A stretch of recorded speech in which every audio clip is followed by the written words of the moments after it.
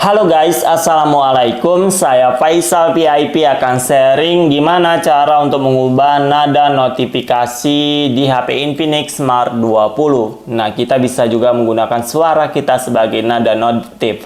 Langsung aja kita ke tutorialnya. Namun sebelum itu, jangan lupa juga untuk klik like di video ini dan klik subscribe di channel ini.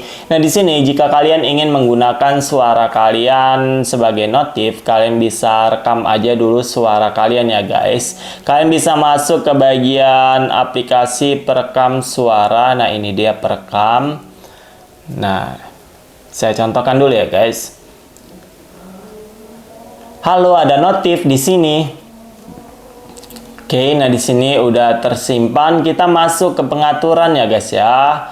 Nah, di sini kan udah saya simpen ya. Ini oh ya udah hilang dia. Nah, selanjutnya di sini kita masuk aja ya guys ke menu suara dan getaran. Selanjutnya kita masuk ke bagian menu nada dering notifikasi. Nah, di sini sebelum saya ubah saya akan coba dulu lihat nada sekarang. Nah, seperti itu. Kalian bisa mengubah nada notif lainnya di sini guys. Nah, di sini saya contohkan. Nah, saya coba yang itu nada notifnya, kita lihat. Nah, seperti itu. Nah, jika kalian ingin menggunakan rekaman suara kalian, kalian bisa masuk ke nada dering notifikasi lagi. Nah, di bagian paling atas ini ada tambahkan notifikasi. Nah, selanjutnya kalian bisa pilih ini guys. Lalu kalian bisa pilih audio.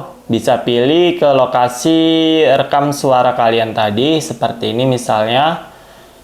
Nah, itu dia udah kita tambahkan. Kalian bisa lihat nama filenya.